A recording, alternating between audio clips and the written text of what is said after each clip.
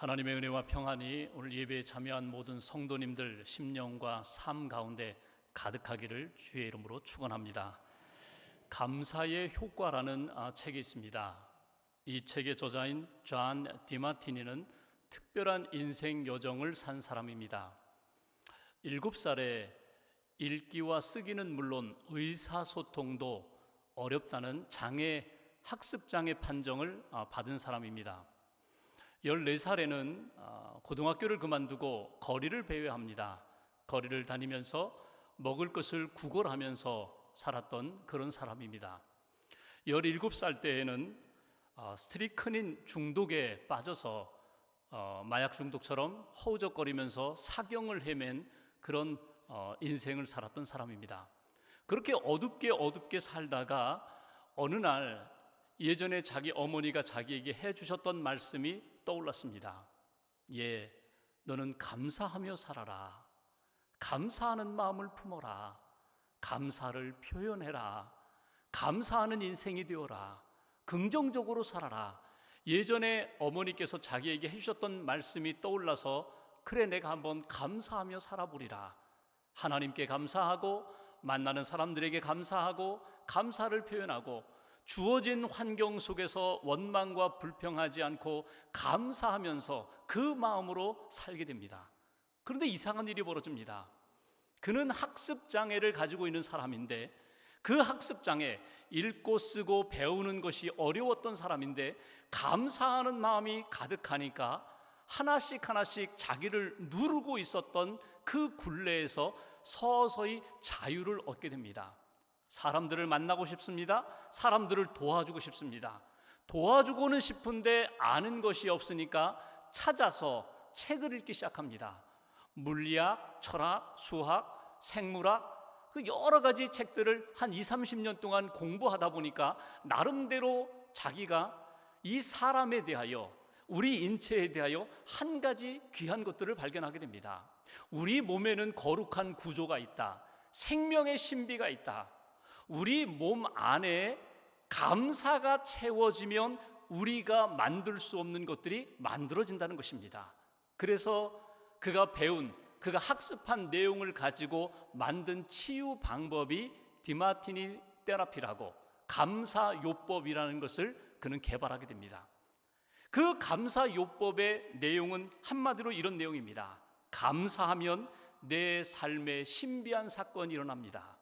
감사하면 내 몸에 놀라운 일들이 일어납니다. 여러분, 우리 몸에는 너무나 좋은 호르몬들이 우리 몸에 있습니다.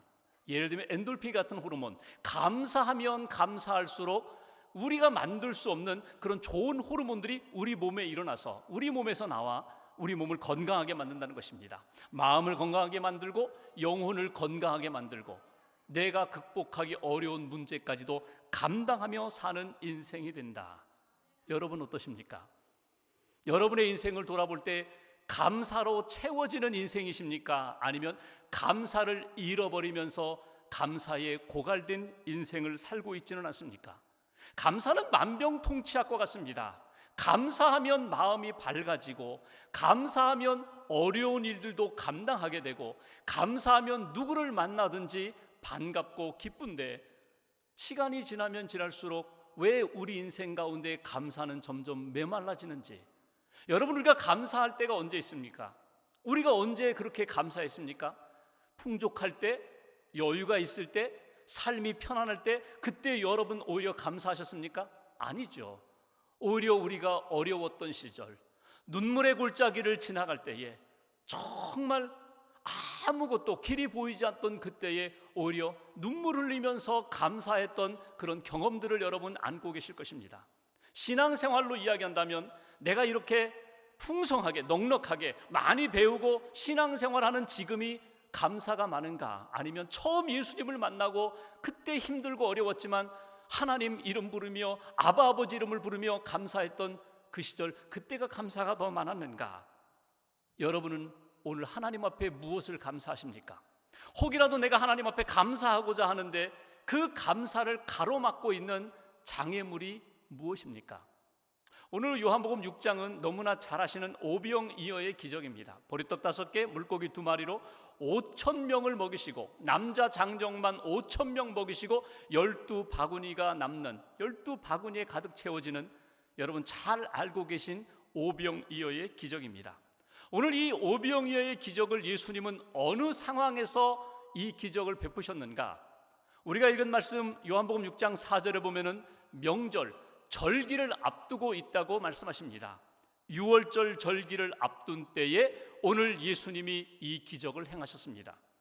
여러분 잘 아시는 것처럼 구약에 보면은 신명기에 하나님께서 이스라엘 백성들에게 너희들 3번의 절기는 무슨 일이 있어도 하나님 앞에 나아가 절기를 잘 지키라고, 유월절, 맥추절, 그리고 초막절. 유월절이 무엇입니까? 어린 양의 피를 문설주에 바른 그 이스라엘 백성의 자녀, 가정을 하나님이 보호하시면서 심판하시면서 애굽의 모든 장자를 심판하시면서 이스라엘 백성들을 구원한 그 구원의 날을 기억하고 감사하라. 우리로 이야기한다면 예수 믿고 구원받은 것 평생 감사. 하나님 앞에 기도할 때마다 그 은혜와 감사를 잊어버리지 말아라. 구원의 은혜를 잊어버리지 말고 감사하라. 맥추절, 칠칠절이라고 하죠. 맥추절, 첫 열매 주심을 감사하라. 첫 열매 얻을 때만 감사하는 것이 아니라 하나님 오늘도 우리에게 일용할 양식 주셔서 감사합니다. 오늘의 양식에 늘 감사하면서 하나님 앞에 나아가라. 초막절이 무엇입니까? 이스라엘 백성들이 애굽에서 나와 40년 광야 여정 그 뜨거운 태약볕 아래에서 만나를 내려주시고 하나님께서 구름 기둥 불 기둥으로 인도해 주셨던 그 광야의 여정, 천막 치고 살았던 그 여정, 그 고난의 시간들을 잊어버리지 말고 감사하라. 이 추수감사절의 그 모형이잖아요. 하나님이 나를 인도하셨습니다. 하나님이 나를 보호하셨습니다. 하나님이 나에게 이렇게 어려운 환경 속에서도 지켜주셨습니다. 이것을 잊어버리지 말라고. 구원해 주신 것 잊어버리지 말아라. 일용할 양식 주신 것 잊지 말고 감사하라. 어려운 환경 가운데 지켜주신 은혜 감사하라. 그러면서 신명기 16장 16절 17절에 보면은 하나님이 이렇게 말씀하셨잖아요. 이스라엘의 모든 남자, 이스라엘 모든 백성, 오늘 이 땅에 구원받은 모든 사람들은 이 절기가 되면은 하나님 앞에 나아가라. 하나님이 지정하신 곳 성전에 나아가, 예배당에 나아가 온 가족이 하나님 앞에 예배를 드려라. 빈손으로 나아가지 말아라. 정성껏, 힘껏 하나님 앞에서 예물을 준비하며 나아가 하나님 앞에 절기를 지키라. 오늘 이 유월절을 앞두고 예수님과 그의 제자들, 유대 사람들이 감사의 영성으로 준비하며 유월절을 지키고자 하는 그때에 이 오병이어의 기적을 베풀어 주셨다는 거예요. 근데 여러분 성경을 보시면 이 오병이어의 기적이 마태, 마가, 누가, 요한 4복음서에 다 기록되어 있는데 마태, 마가, 누가, 요한 복음에 보면은 오병이어 기적, 이 기적이 일어나기 전에 일어난 또 하나의 사건이 있습니다. 바로 직전에 어떤 사건을 성경은 기록하고 있는가 하면 세례 요한이 헤롯 왕에게 죽임을 당한 사건을 기록합니다. 세례 요한이 바른 소리 했다가 헤롯 왕에 의해서 목베임을 당하게 됩니다. 이 소식을 예수님의 제자들이 듣고 예수님이 그 소식을 들으셨습니다. 여러분 어떨까요? 유월절을 지키기 위하여 우리를 구원하신 하나님, 앞으로도 우리를 구원하실 하나님을 기대하며 믿음으로 감사함으로 나아가고자 하는 그때의 세례 요한에 대한 죽음의 소식을 듣습니다. 슬프죠. 마음이 아프죠. 세례 요한을 죽인 헤롯이라면 요한이 다시금 살아났나 이 소문으로 나타난 예수님에 대하여 달가워하지 않습니다. 예수님을 죽일지도 모릅니다. 예수님 마음의 입장에서 보면은 이건 위협적인 상황입니다. 두려운 상황입니다. 이런 상황 가운데 제자들을 데리고 한적한 곳에 가십니다. 그런데 사람들이 찾아오는 거예요. 사람들이 몰려오는 거예요. 말씀을 듣기 위하여, 또 하나의 이적을 경험하기 위하여 예수님께 몰려오는 사람들. 복음서를 보시면 그들을 긍휼히 여기셨다고 말씀하십니다. 불쌍히 여기셨다고 말씀합니다. 하나님의 말씀이 필요한 사람들, 하나님의 은혜가 필요한 사람들, 또 오늘의 양식이 필요한 사람들, 저들을 그냥 돌려보낼 수 없다. 그러면서 예수님이 오병이어의 기적을 베푸신 것이 오늘 말씀의 배경입니다. 오늘 말씀 한번 5절과 6절 말씀을 보실까요? 5절과 6절 두 절을 우리가 같이 봉독하겠습니다. 예수께서 눈을 들어 큰 무리가 자기에게로 오는 것을 보시고 빌립에게 이르시되 우리가 어디서 떡을 사서 이 사람을 먹이겠느냐 하시니 이렇게 말씀하심은 친히 어떻게 하실지를 아시고 빌립을 시험하고자 하심이라. 오늘 오병이어의 기적을 예수님이 베푸시면서 빌립에게, 제자들에게 오늘 저와 여러분들에게 주시고자 하는 메시지, 분명한 의도가 있었다는 거예요. 그 의도가 무엇이라고요? 빌립을 시험하고자 하심이라. 여기 시험이라는 것은 테스트로만 여러분 생각하지 마십시오. 유진 피터슨 목사님이 쓴 더 메시지라는 성경에 보면 이것을 이렇게 표현합니다. 빌립의 믿음을 to stretch, 구겨진 믿음이 아니라 이렇게 쫙 펴주기 위하여, 이렇게 작은 믿음이 아니라 큰 믿음, 튼튼한 믿음, 성장하는 성숙된 믿음을 만들기 위하여 이 오병이어의 기적을 베풀기 시작하셨다는 거예요. 이미 예수님은 작정하셨습니다. 내가 어떤 방법으로든 이 사람들을 먹이리라. 그런데 이 먹이는 사건을 통하여, 오병이어의 기적을 통하여 제자들로 하여금 깨닫게 하기 위하여, 제자들의 믿음을 더 성장하고 성숙해 만들기 위하여 오늘 예수님이 빌립에게 질문을 던지시면서 오늘 오병이어의 기적을 행하시는 것을 우리가 보게 됩니다. 오늘 이 말씀을 통하여 우리에게 주시는 몇 가지 메시지가 있습니다. 첫 번째 메시지는 오병이어를 찾으라는 거예요. 여기 오늘 5절 말씀 다시 한번 보십시오. 예수님이 던지셨던 질문, 우리가 어디서 떡을 사서 이 사람들을 먹이겠느냐? 여러분, 이 질문은 빌립에게만 던진 질문이 아니라 제자들에게, 그리고 오늘 저와 여러분들에게 예수님이 똑같이 던지시는 질문입니다. 어디서 떡을 사서 먹이겠느냐? 너희가 가지고 있는 이 굶주림의 문제, 배고픔의 문제, 빵의 문제를 어디에서 너희들이 해결하고자 하느냐? 이 질문에 대하여 우리에게 주시는 메시지는 오병이어를 찾으라는 거예요. 여러분, 이 오병이어를 찾으라는 이 말씀이 떡 찾아라, 떡을 찾아 떠나라, 먹을 양식을 찾아 떠나라, 여러분 이렇게만 여러분 이해하고 해석하시면 안 돼요. 적용하시면 안 돼요. 믿음의 눈을 떠라, 영적인 안목을 가지고 하나님이 무엇을 원하시는지를 찾을 수 있는 믿음의 사람이 되라고. 여러분, 이 예수님의 질문에 빌립이라는 제자는요, 빨리 계산기를 꺼내서 두들기기 시작합니다. 여기 지금 남자만 5,000명이지 아이들 여자 포함하면 10,000명이 넘지. 그러니까 떡을 한 입씩만, 하나가 아닙니다, 한 입씩만 먹게 한다 해도 이건 200데나리온이나 필요해. 200데나리온이라고 한다면 남자 장정이 하루 일하여 벌어들이는 품삯이 한 데나리온입니다. 그러니까 5만 원만 계산해 볼까요? 그럼 1,000만 원이 넘어요. 이 많은 사람들에게 한 입씩만 줘도 1,000만 원이 넘는 돈이 필요한데 돈 없습니다. 1,000만 원이라는 돈이 있다 하더라도 그 많은 빵을 어디서 살 수 있습니까? 만들 수 있습니까? 빵도 없습니다. 그러니까 불가능하다는 거예요. 끊임없이 인간적인 계산과 판단으로 안 됩니다, 불가능합니다, 못합니다, 이렇게 계산하고 있는 빌립. 근데 안드레는 무엇을 했다고요? 군중성을 헤집고 다니면서 혹시 어디 떡이 있는가 찾다 보니까 아이가 들고 있는 도시락, 그걸 가지고 예수님께 나오는 것을 보게 됩니다. 우리는 여기서 1차적으로 오병이어를 찾는다는 것이 빌립처럼 없는 것, 부정적인 것을 보고 계산하고만 있지 말고 안드레처럼 예수님의 마음을 붙잡고 움직여라, 수고해라, 열정을 가져라, 이렇게 우리는 해석하고 적용할 수 있습니다. 근데 여러분, 여기에 머물러서는 안 돼요. 오병이어를 찾으라는 말씀의 의미가 무엇입니까? 예수님이 정말 제자들에게 원하셨던 대답은 무엇일까요? 떡이 없습니다, 떡이 여기 있습니다. 여러분, 이것이 먼저가 아닙니다. 예수님이 제자들에게 원하셨던 대답은 생명의 떡이신 주님이 여기 계신데, 생명의 떡이신 주님이 여기 계신데 주님만 의지하겠습니다. 주님의 말씀, 주님의 마음을 품고 이제 움직여 보겠습니다. 찾아보겠습니다. 또 말씀해 주세요. 예수님이 원하셨던 대답은 이것입니다. 내 인생의 가장 궁극적인 해답은 예수님께 있습니다. 내 문제에 대한 해결은 예수님께 있습니다. 근데 그 예수님이 어디 계시다고요? 여기 예수님이 계시니 우리가 예수님과 함께 하나님의 임재 속에 있는 것으로 오병이어를 찾았습니다. 이것이 오늘 예수님이 기대하셨던 답입니다. 어떤 목사님이 이제 설교 본문을 정하시고 주보 원고를 작성하셔서 주보를 인쇄하는 인쇄소에 원고를 넘기셨습니다. 그리고 이제 설교문을 작성하고 이제 묵상하고 계시는데 인쇄소에서 전화가 왔어요. 목사님, 이 주보 원고를 주셨는데 주보 원고에 설교 제목이 빠졌습니다. 아, 그랬군요. 아이고, 죄송합니다. 이번 주 주일 설교 제목은요, 여호와는 나의 목자 신이입니다. 예, 알았습니다. 조금 이따 다시 인쇄해서 전화 왔어요. 목사님 설교 제목을 주셨는데 뭔가 좀 빠진 것 같습니다. 원래 목사님 설교 제목이 좀 긴데 여호와는 나의 목자 신이 좀 짧고 뭔가 좀 마무리되지 않은 것 같습니다. 그랬더니 목사님이 대답하세요. 아, 여호와는 나의 목자 신이 그거면 됩니다. 예, 알았습니다.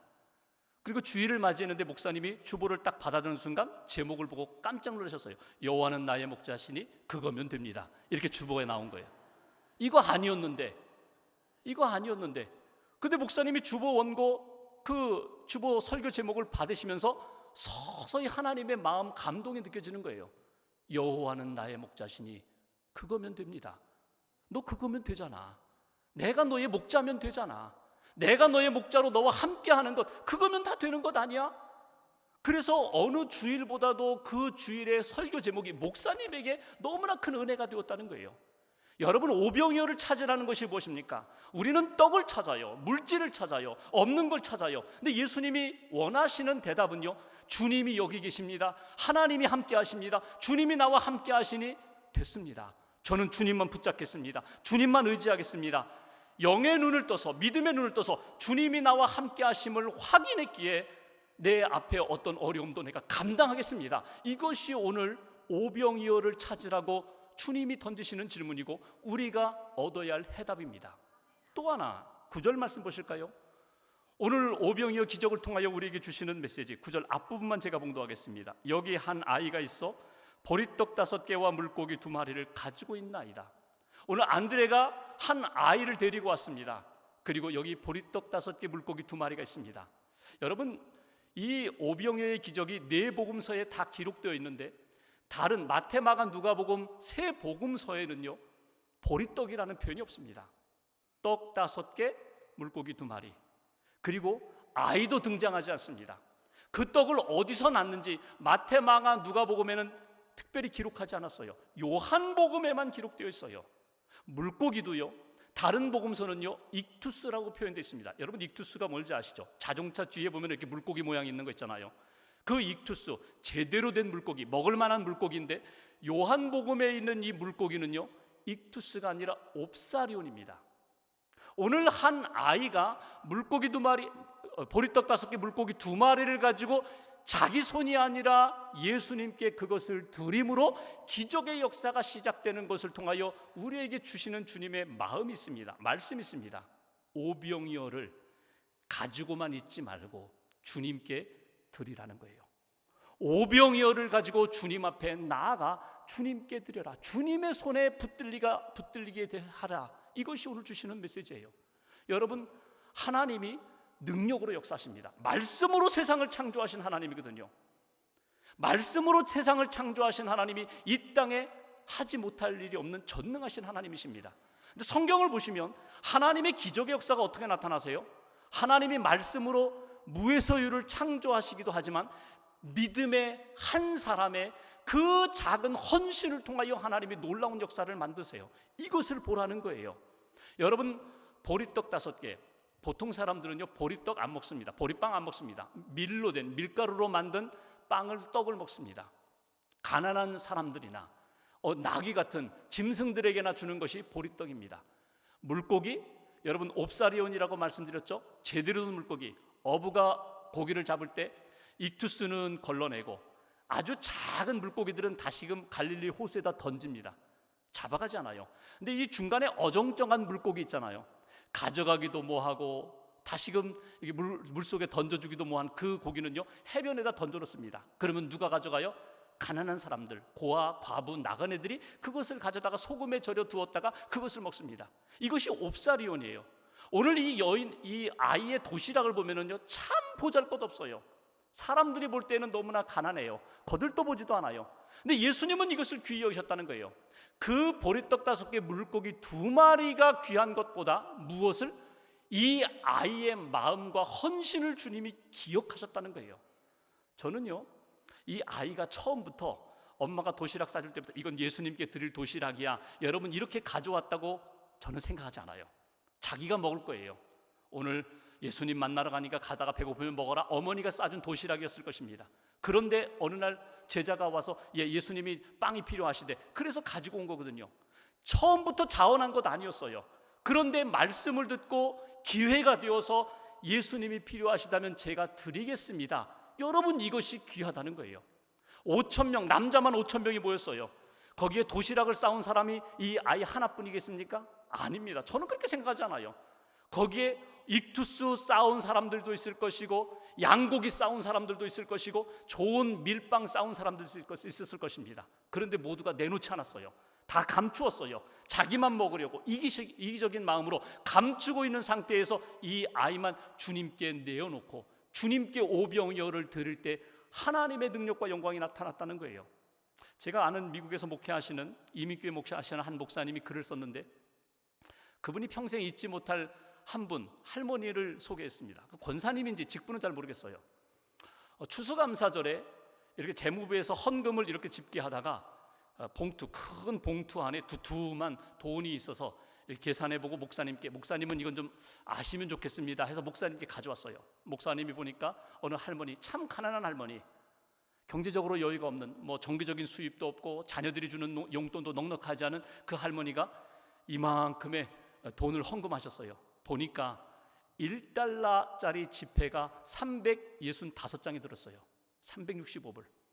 액수도 적지 않지만 1달러로 이렇게 헌금한 그 할머니, 그 사연이 궁금해서 이렇게 여쭤봤습니다. 근데 할머니가 이런 이야기를 했어요. 목사님, 저는 감사가 마음뿐이었습니다. 근데 어느 날 그런 생각을 하게 됐다는 거예요. 내가 하나님 앞에 이렇게 마음으로만 감사해야 되겠는가? 하루에 1불씩만 내가 어떻게든지 저금을 하면, 저축을 하면 하나님 앞에 내가 1년에 365불 한번 감사헌금 할 수 있지 않겠는가? 그래서 어렵지만 하루에 1불씩을 그 봉투 안에 꼬박꼬박 넣으셨다는 거예요. 그리고 365불을 하나님 앞에 감사함으로 드렸다. 그 목사님 표현입니다. 자기가 그 봉투를 받아들면서 자기 자신이 너무나 부끄러웠다는 거예요. 그 소식을 재무부를 통해서 알게 된 사람들이 너무나 부끄러웠다는 거예요. 액수가 문제가 아니라 정말 하나님이 무엇을 기뻐하실까? 하나님이 우리의 마음을 아신다고, 우리의 마음을 보신다고 하는데 정말 하나님 앞에 내가 그 마음을 내어놓았을 때 정말 내가 감사하다, 너 너무 잘했다, 하나님이 그 마음이었겠는가? 자기는 자신이 없었다는 거예요. 여러분, 오늘 이 소년의 도시락을 보시면요, 세상적으로 보면 참 보잘것없어요. 가난한 사람들이 먹는 도시락, 옵사리온의 도시락이에요. 그런데 예수님은 그것을 기쁨으로 받으셨다. 오늘 우리에게 그 마음과 믿음이 필요합니다.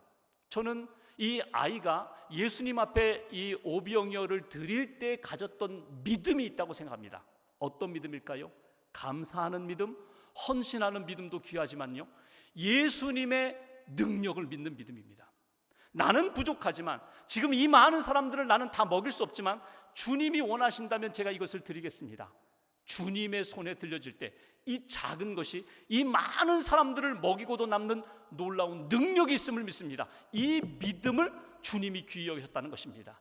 오늘 오병이어를 주님께 드렸던 그 순수한 믿음을 가졌던 어린아이처럼 여러분, 그 믿음으로, 그 감사함으로, 그 헌신으로 주님 앞에 나아가는 저와 여러분 되시기를 주님의 이름으로 기원합니다. 마지막 한 가지 11절 말씀 보십시오. 오늘 요절 말씀 11절 한 절을 같이 봉독하겠습니다. 예수께서 떡을 가져 축사하신 후에 앉아 있는 자들에게 나눠주시고 물고기도 그렇게 그들의 원대로 주시니라. 아멘. 예수님께서 소년의 도시락을 받아 드셨습니다. 그리고 축사하셨다고. 여러분, 이 축사를 보통 우리가 무슨 행사가 있을 때 축사의 말씀, 거창한 축사의 말씀으로 여러분 이해하지 마십시오. 이 축사라는 이 말이 유카리스테오, 감사기도거든요. 하나님, 내게 주신 것은 이건 하나님이 주신 은혜입니다. 내게 저 아이의 믿음을 주신 것 감사합니다. 저 아이를 제가 받았습니다. 물고기, 보리떡, 이 먹을 것만 받은 것이 아니라 제가 저 아이를 안았습니다. 받았습니다. 너무너무 감사합니다. 이것이 오늘 예수님의 감사기도예요. 여러분, 하나님 앞에서 우리가 하나님, 제가 이것을 드립니다, 감사함으로 드립니다, 하나님 내게 주신 것 이건 하나님이 주신 것입니다, 이 감사함으로 하나님 앞에서 살고 있는가?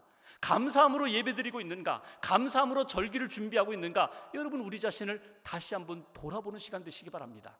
세 번째 메시지, 오병이어를 감사하라. 세상 사람들이 뭐라고 할지 모르지만 하나님 앞에서 내게 주신 것, 그것으로 감사하라. 어떤 분들은요, 익투스가 여러분들 손에 있을지 몰라요. 어떤 분들은 풍성한, 여러분, 밀가루로 만든 좋은 맛있는 떡이 여러분 손에 있을지 몰라요. 그런가 하면 어떤 분들은 옵사리온, 어떤 분들은 보리떡이 여러분 손에 있을지 몰라요. 여러분 인생에 하나님이 무엇을 주셨든지 하나님이 내게 주신 것입니다. 나는 이것으로 하나님 앞에 감사합니다. 예수님의 감사를 보면은요, 묵상해 보면은 작은 것에 감사하셨고, 지금 내게 주신 것에 감사하셨고, 이것이 은혜라고, 그리고 또 하나 주신 것을 가슴에 품고 하나님 앞에 미리 감사하셨어요. 오병이의 기적을 다 베푸신 다음에 하나님의 역사입니다, 그렇게 감사하신 것이 아니라 지금 내게 주신 것, 이것을 통하여 하나님의 능력과 하나님의 영광이 나타날 줄 믿습니다. 하나님의 꿈과 하나님의 그 역사를 미리 바라보면서 미리 감사하신 역사가 오늘 예수님의 감사의 기도입니다. 여러분, 우리의 감사를 한번 돌이켜 보십시오. 내 손에 있는 것 한번 확인해 보십시오. 나는 이것으로 하나님 앞에 감사하고 있는가? 이것을 통하여 하나님의 놀라운 역사가 나타날 것을 꿈꾸면서 그렇게 주님 앞에 헌신하고 있는가? 1918년 미국 미네소타 보베이라는 지역에 한 탄광총에서 사진사로 일하는 사람이 있었습니다. 에릭 앤스트롬이라는 분입니다. 이분이 조그마한 사무실에서 이제 사진관을 하는데, 사진을 찍어주는데 어느 날 할아버지가 물건을 팔아 들어오셨어요. 신발 흙먼지 털게 하는 그걸 물건을 팔아 들어오셨는데, 아닙니다, 물건은 뭐 살 거 없습니다. 근데 할아버지가 잠깐 쉬다 가면 안 되겠느냐고. 쉬십시오, 얼마든지. 이렇게 의자에 앉으셨더니, 내가 좀 배가 고픈데 내가 싸운 도시락을 좀 먹으면 안 되겠느냐. 드시라고. 근데 할아버지가 자기가 싸운 빵이며 또 이렇게 통에 담은 숲을 이렇게 그릇에다가 붓고 이렇게 빵과 숲을 앞에 놓고 기도를 하시는 거예요. 가난한 할아버지, 남루한 할아버지. 근데 그 기도하는 모습이 너무나 경건한 거예요. 이 앤스트롬 마음 가운데 이런 마음이 들었습니다. 이 노인은 세상적인 것들을 많이 갖지는 못했지만 다른 사람들보다 더 많은 것을 가졌구나. 그는 정말 감사하는 마음을 가진 사람이야. 그래서 카메라를 가지고 그 할아버지 기도하는 모습 사진을 딱 찍었어요. 그리고 그 사진을 자기 혼자 보기에 너무나 아까워서 신문에다 냅니다.